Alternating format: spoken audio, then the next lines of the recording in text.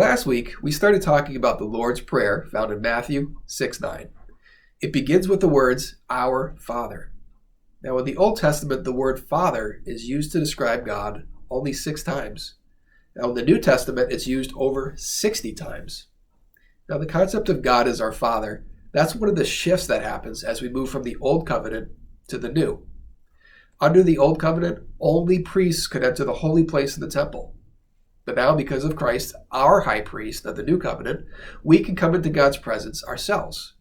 It says in Hebrews chapter 4, verse 13, Let us then approach God's throne of grace with confidence, so that we may receive mercy and find grace to help us in our time of need. Now, we can now approach God confidently, like a child could approach a father.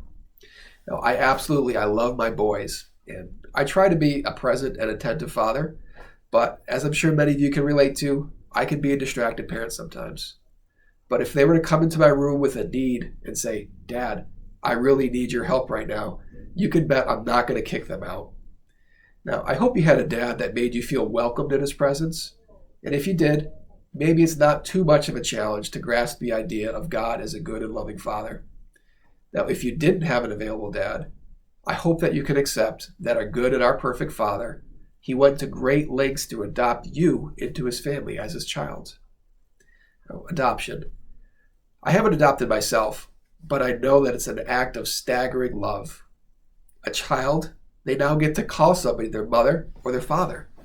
And God shows us that same kind of love. He shows it to you and me.